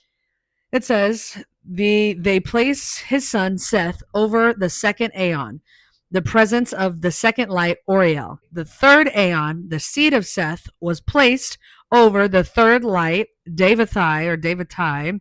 Souls of saints were placed here, so they are placed in a higher realm than the next one of souls, right? And when I was looking into like how could like the souls of saints be placed there, and why are they different? Think about it like genetic saint codes. They're in the third aeonic realm. So again, if we're talking plasma, it's not like physical beings coming down here. We're talking about like codes. Plasma, right, is embedded in everything, including your biofield, that is downloaded into you when you were born as a child taking its first breath, right? Genetically too is why I think they look after certain genetics, why these entities try to find certain people with certain genes and DNA, right? Because they relate to having what realm do you come from? The ones that have more light, those are the ones that they want to target and siphon off of. And so then it says, saints are the awakened ones. They're the luminous beams that awaken others around them. So think about in a sense of like you being the only one in your family or sphere of life that you feel like you see all these patterns of what the fuck is going on wrong in the world, and how it's rooted in so much hate, right? Whether through religion, through all these other, dogmas that you can follow, but you understand the love aspect, especially, you probably are a pneumatic soul, okay? The saint soul, that you hold the saint codes. You don't have to be a saint in terms of like you never had sex, or you never did drugs, or whatever the case may be, or you don't cuss, okay? It's really just about, what are you rooted in? Are you rooted in love for all, or are you rooted in your own ego, right? Because that's an illusion of this matrix. And then it says the fourth aeon, the souls, were placed of those who do not know the pleroma, and who did not repent at once, but who persisted for a while and repented after. So they're placed by the fourth light, Alelith. These are the creatures which glorify the invisible spirit. So questions always ask myself, if source all knows everything that's going to happen, it already knows whose soul is what. It already knows what levels you're going to have to go through. I do believe, it's hard because then you go through the whole mind fuck of like, do we even have free will? I do believe that when you start awakening, you gain free will. Some people have awakened and have free will in a negative sense and they worship negative entities but gain materialism. Some people have awakened in a positive sense and are gaining spiritual awareness. This is why it doesn't matter what tax bracket you're in, where you're at in your life, whose family, what you've done, whatever. If you awaken to who you truly are in a spiritual sense and what this all really is, and you can start asking yourself, are you rooted in love? Or we all have moments of being fucked up. Again, myself, I can attribute to this. We all have times where we want to crash out. We all have times we literally want to physically get harmful, verbally be harmful, sexually be immoral. But it's not because you inherently are a shitty person and are going to go to hell because of anything that you've ever done or committed. It is because you are a human trapped inside of a body that literally some bodies inherit trauma genetically as soon as they are born. These entities can start feeding off of you as soon as you are born, right? This is why they hate pureness and love and joy, right? This is why they try to separate us, and they work so hard to do it by embedding themselves into all humans, right? Well, into humans that are at the top of these systems, or these people that are purposely working with them, because they know the more divisive we are, the more we're never going to get together and break the fucking matrix. And the matrix sounds crazy woo-woo bullshit, but when you look at it through the lens of like Stranger Things and people communicating with interdimensional entities, it's real, scannable, 3-letter agency proved using against us, patents against you to use your biofields. And Source does already know what your soul is going to do and what it's going to need to go through. And I believe we are recycled, reincarnating. Some of us, you think about it, time is cyclical in a spiral, a flat spiral, right? And the more you become aware, especially if you've come to this earth back and forth, and then you found a way to get through all the archonic gates, and you get up there and you're kind of bored, especially if you have people that you love that are in the simulation that still are having a hard time returning to source to be with everybody. I think these are the pneumatic souls that chose specifically to come here and descend back down, right? We all have to come back through that wheel of time, right? We all will have our own egoic powers. Nobody is perfect by any means. But again, when you are Christ-like, when you are Buddha-like, you are not trying to become a Buddhist or a Christian. You're trying to become the best version of yourself that's rooted in love and authenticity, right? And some Christians don't like to hear that because then they start seeing all these other labels people give themselves, But at the end of the day, even Source itself is a they, them. Source itself talks about it in feminine ways and in masculine ways, okay? Source itself understands that its first emanation of itself, even when it talks as itself masculine, is a feminine womb archetype, right? Meaning from everything else comes through Barbelo, comes through that womb, right? And then Sophia, specifically in this material verse, in this 3-dimensional universe that we are in right here, in this earth space time, Sophia embeds a soul into it, the mother of this galaxy, this space time, even though Yaldabaoth is the one who created the stars and the earth, whatever. Sophia embedded herself into it to give herself to us to say, hey, question everything. Hey, this is not it. Hey, what we're seeing right now play out on a micro level and in politics and, religiously is what's going on interpersonally in people's souls. People who have forgotten who they really are and are following religious political dogma and not realizing that you are the ultimate technology. They are trying to create all these other crazy technologies to emanate you, okay? And again, that means that every single soul, no matter even NPCs, play a role. The middle ground people, the psychic souls play a role. The pneumatic souls play a role, right? And again, the quote where it's like, nobody's better than me, but I'm not better than anybody. I'm not somebody special. I'm just somebody who's bridging the gap between all these things. And when I found out through Gnosticism, after me deep diving into quantum physics, into spirituality, into religions, deconstructing my own religion, I have come to realize it makes so much more sense through this lens, Gnostic lens, of seeing the distortion of the invertedness of the Ankh versus the cross, of Christ being worshipped versus becoming a Christ yourself. Certain people may only hold a certain capacity, but I know there are certain souls by using free will because others around them waking up and others around them seeing through the external, all these crazy fucked up situations happening. Hey, let's talk about what's important on a soul level.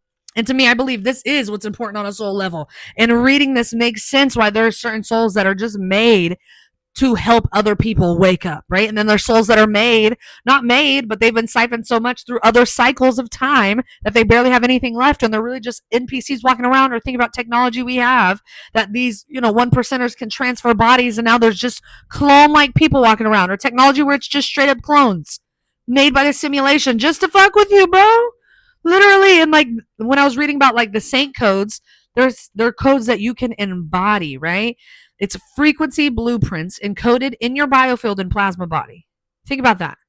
Frequencies, plasma, it all interrelates. And for those of you who love a good conspiracy theory, when you think about Earth and like hybrid lineages, right, or Stargate cultures, because ultimately I do believe we have Stargates, including the Vatican. Did you know? You can go look up rituals that were done there at that spot, and that the Vatican took it. Again, even black sites, even military sites that are on ley lines where the dimensions are thin. So this is how they can tell who certain souls are and why they want to siphon off of it, because there's certain plasmic soul carriers and they're encoded in your biophotons, right? But when you think about ancient Egypt, okay, they mixed aeonic and archonic influence through star portals, right? They built channels of dimensional power, okay? And this is how even in Atlantis, why there was a fall of it, because there was archonic influences while they had this, amazing advanced technology. These are all cyclical stories, the same story of aeonic versus archonic. And aeonic is organic and archonic is inorganic, okay? Even the Nephilim, they were giants born from archonic angels, because angels, even Yaldabaoth created aeons, angels. This is how these aeons that came and slept with women, why the fuck would only pure love and light, good aeons sleep with human women and create these Nephilim? So like Genesis 6:4, but even in the book of Enoch, goes through and explains it way better in depth. When we think of these things as crazy and woo-woo, but at the end of the day, all of this is bridged together through Gnosticism, right? And Christ himself, the Aeon, right, the only begotten Son, was embodied through Jesus Christ himself, and that's how Jesus was able to do all these things, because that's who it was. It's Christos. And Christos was helping humans become awake with the divine word, right? In the Bible, Christ is, to me, the only words that I think are the most important. All the rest of it tells the backstory, but you have to see it through a Gnostic lens. You can't see it through the Christian lens, because the Christian lens, they start from the beginning, even in Genesis, inverting the true story. Jesus' words were the only ones that all the apostles had to be able to understand, putting together the Council of Nicaea. If they all wrote down that, and they were the ones alive during that time, they had to give you that story. Again, if you're an atheist, that's fine. But to me, there's more real, historical, accurate writings of Jesus being a real alive person than there is of Plato, Aristotle, and Socrates put together. And we teach those in colleges like it's nothing. So obviously Jesus plays a role. And obviously they had to find a way to control that narrative, because if they were to tell you, actually, Jesus was just telling you how to enhance your consciousness, they would not be able to win the game. The Romans were the ones that are overseeing the Council of Nicaea. You think they're going to let you have free of hierarchy? Hell no. Hell no. So right now, to end this, like I said, next week I want to get into more of the feminine aspects, and we'll keep getting into the alien depictions of it, and I'll do a whole episode on that. But how they relate to Archons, and how Archons relate to, a word I'm going to throw out there is Saturn worship, black cube worship, okay? It relates to that as well, because Saturn is the last dimension of archonic influences, right, by themselves. But then there's other dimensions in between that for you to understand how to, it's not like you have to, it's just not how we think of things physically. When you're a soul, you're having it through memory. You don't have the senses. You don't have taste, touch, see, hear, smell. It's memory of playing out, like being flashed to you as a soul. You see what I'm saying? And there is a way to get out of it, but you have to have gnosis to understand how to get through your own personal levels of hell. Right? And Saturn is the last one. In Gnostics, Saturn is the last level that is ruled by the major archons. Okay? And so understanding Saturn worship, understanding how even other, gods that people have worshiped and sacrificed children to, all of these things make sense, because they're real things that can provide material gain, material wealth, but through blood sacrifice. Again, Source doesn't want blood sacrifice. Source itself did not want Jesus Christ to die. I think Jesus wanted to live longer than he got to. But he was a threat to the hierarchy of men, that you could not have gnosis. You could not, as a woman or a man, be allowed to talk to God yourself. You needed to have a Pharisee in between that. You needed to have a temple in between that. It makes so much fucking sense. To end this for y'all, my simulation theory that I feel like all these things keep coming back together for me. Sophia's unbalanced creation was non-consensual quantum observation, because whenever we talk about quantum observation, that's when particles arrange themselves because you as the observer are watching it, right? Then created singularity collapse into a malformed light bubble. I don't know if y'all ever saw the video. It could have been Harvard or who knows, Oxford, where they created a star, they simulated it, and it had to be inside of this bubble. So literally, when I heard the words a malformed light bubble, it just made sense because quantum physics wise, it was a light bubble, which is how you make a star system as a whole in this bubble. Think about even the firmament, okay? And the false matrix was built on time, ego, illusion, okay, or even trauma encoding. Because if trauma can be encoded in DNA, it damn sure can be encoded into your soul, embedded into your soul through a star stamp, zodiacal sense, right? Things that you have to experience, these false contracts, right? But then that means, like I said, each dimension is a band of plasma with its own demiurgic gatekeeper, okay? You can't just come and go as you please. Even when you ask something in your dreams what time it is, they look at you like, what the fuck? Because they realize, oh shit, they're like awake and aware in this dream dimensional space, okay? But pneumatic souls, this is my favorite part, they are like the quantum override codes, breaking the simulation recursion from the inside. As you become aware of what you are inside the simulation speaks more to you and through you, right? You can even use plasma. My favorite thing, and what I'm doing on my Patreon too, is you can use plasma. Even if you can't see your biofield, you still have one, right? It's scannable on other things. We can only perceive, like I said, 0.001% of light. You can use plasma from the monad, from Sophia, through, Christos Sophia. You can call it into your field. This is how meditation helps you strengthen your biofield, strengthen that plasma, because as you regulate your nervous system, you can communicate better and you can strengthen your biofields, right? Your biofield can extend out. Even the more we know, the more you become aware of this, the more rituals you do with just your plasmic fields. Using that, you can send healing to people. You can go to people in front of you and help them. Like, for me, it's like how I can stand next to somebody and I can literally know their life story without even them speaking the words first. There's been multiple times where I've been able to say what somebody was doing somewhere, where their partner or spouse was, what, even in the club. One of my favorite memories is of me being able to accurately tell somebody their zodiac sign off bat just within a couple of words exchange. Because what I'm really tuning into is their energetic fields. But this is how people can fuck with your energetic fields unknowingly or consciously, right? Because again, plasma, even if it's not seen, it is everywhere. Every living thing is interacting. The universe, earth, trees, plants, animals, me, you, all made up of fucking plasma. Gnosticism is bridging that gap though, about how these aeons or angels, whether they were fallen angels or higher angels, how do they work? There's so many giant gaps in biblical structure of their own theology, that kind of contradict one another. How could a God be loving but also create flawed humans? Because that's not the true story. Jesus, though, was the truth, okay? And to me, it makes the most sense to where in the Gospel of the Egyptians, right, they say, from the union of the Father and Barbelo came Christ, the autogens, to restore what Sophia had unbalanced, okay? The second coming of Christ will be consciousness. So when New Age spiritual people say Christ consciousness, they don't even understand this. They're just saying it because they think, oh, like if I just reside in love. It's not about that. It's about residing in love. Yes, that's the number one most important part. But regulating your nervous system, healing your trauma, then helping others heal, then doing good things for others, calling out systems of inversion, right? That means you cannot be politically bypassing. You can understand the inversion of politics, right, left, blue, red, whatever. It's the same wings of the same evil fucking bird.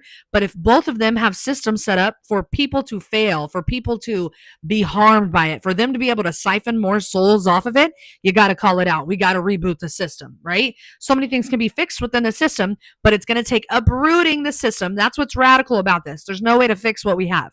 We have to uproot it and restart from the whole, where it is centered around the humanness and the love of humans, not around hierarchy men that make billions of fucking dollars. Literally, Gnosticism is bridging this all. Plasma, politics. It makes so much sense. So I did start my Patreon. I did start posting. I'm doing tiers. And if you feel led, I'm going to keep obviously doing my podcast for free. But as time goes on, there's more things like, things that I want to tell you that I do in the morning, rituals that I practice or rituals that I practice with my kids, with my own plasmic consciousness, even on my own technology in ways that it has worked. But on my Patreon, I'm going to give you like my raw thoughts or maybe more so my personal experiences that I'll make available. But in certain tiers, I'm going to make other things available. Like I said, I'm going to create PDF files. I've been starting to create some, like we're going to start doing media watch lists and, shows, movies. Because again, they tell us this shit all the time. No matter what you think this is, the simulation is used through other people's consciousness to produce movies about what's going on in the simulation. Okay. And again, my Patreon, I'll have more in depth, just ways you can learn about it, more in depth at some point, probably by maybe mid-June to end of June. I'm going to do a book club where we can go through and read. That's why I'm rereading the Gnostic text right now. That way, when we do the book club, I'll have, a deeper understanding, more detailed, because I can read something, but when I read with notes, that's when I get really good at it. So if you feel called, you can follow my Patreon. Eventually, the goal would be to, do amazing interviews or like mini episodes that I could put on my Patreon only, because this I'm going to give for free. I'm going to give the generic. I'm going to give everything that I can for free.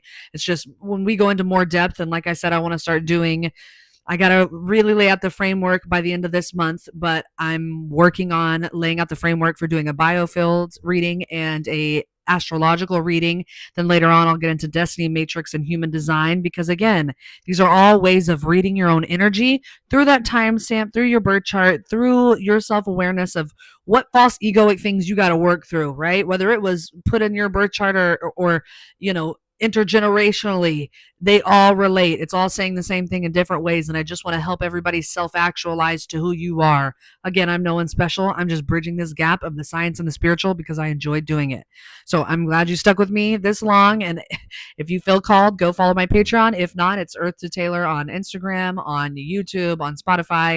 And I think it's Earth to Taylor Pod on TikTok. And I'm getting better about posting some of my random insights throughout the week as I read on my TikTok. And maybe later I'll do like a TikTok series of specific people, certain aeons, whether, aeons that were made from source, aeons made from Yaldabaoth, and how those correlate, or, Sophia herself and Barbelo herself, or just whatever I find that is very, deeply intriguing to me, I want to get more specific on, and I'll try to make it available through those avenues. But when it comes to like my own personal rituals, my deep thoughts, my real experiences, I'm going to put that on Patreon, because again, this is energetic exchange. I'm not going to give everything out for free, but the basic awareness on what this is, I'm going to continue to do this until I literally feel it's all been said. So follow me on whatever you want. Subscribe to the podcast. I'm just glad you're listening. If you're listening now and you feel called, guaranteed it's because you're being reminded of who the fuck you are. You're using Gnosis right now to be like, everything this bitch is saying, it sounds more correct than anything else I've ever heard. Because when I heard it, and so many other people that I've talked to about Gnosticism, they're like, it was the first time it has bridged many things, many topics, whether conspiracy, religious, political, interdimensional, right? And it makes the most amount of sense. And I'm just grateful I've been allowed to understand this and bridge it for y'all, because it's, to me, what I feel like is the most important thing. None of this shit matters. The earth could end. We could have a solar flare tomorrow and your bank account's down, baby. What's going to matter then? You're going to really try to tune into something spiritual then, I bet. So until we get to that point of not having this access, we should keep talking and keep practicing Gnosis. Keep asking yourself, what is this rooted in? Is it rooted in love? Is it rooted in love for myself, for other people, right? Is it rooted in truth and understanding, right? Life, compassion, wisdom. When you are rooting for other people to find their divine essence, that invokes a spark in all of us to continually start seeing that we are that divine essence, and that divine essence grows to help other people, right? So I just want people to start realizing that within every system, within the Gnostics' main theology, what is your beliefs rooted in? Is it rooted in ego, or is it rooted in all the best essences of being a human, of the consciousness of being a human?